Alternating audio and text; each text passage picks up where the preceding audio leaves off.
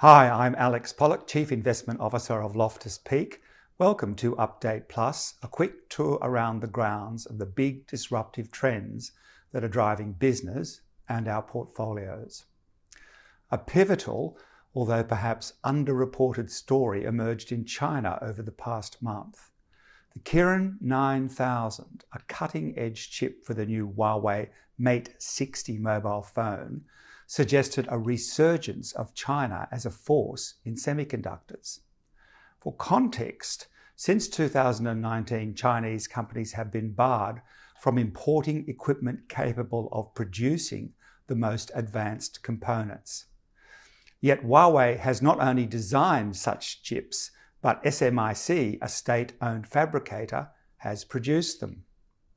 If the Huawei phone chip were a genuine breakthrough, it would hold implications for sales growth of portfolio holdings such as Qualcomm, which supplies 5G chips and processors to other Chinese smartphone manufacturers such as Oppo, Vivo and Xiaomi.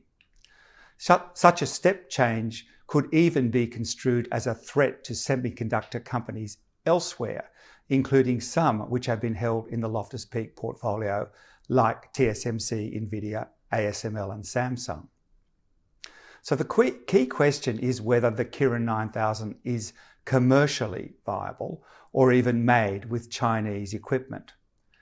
Any production capacity for the Huawei phones is almost certain to be extremely low, a fact pointed out by knowledgeable commentators around the world.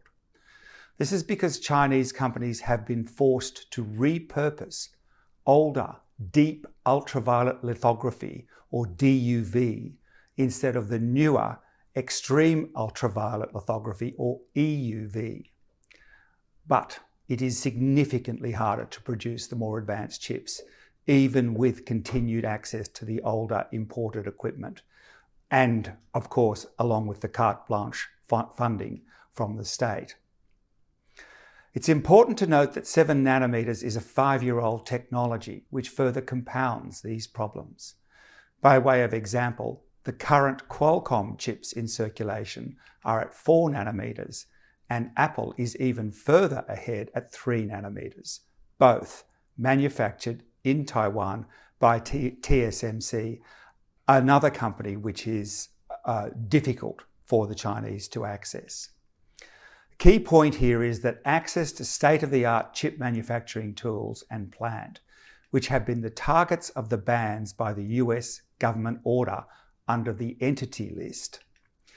And without these tools, Huawei will struggle to produce competitive 5G phones, while the possibility of supply contracts to Oppo and Vivo are similarly unlikely. This has been Alex Pollock and Update Plus. See you next month.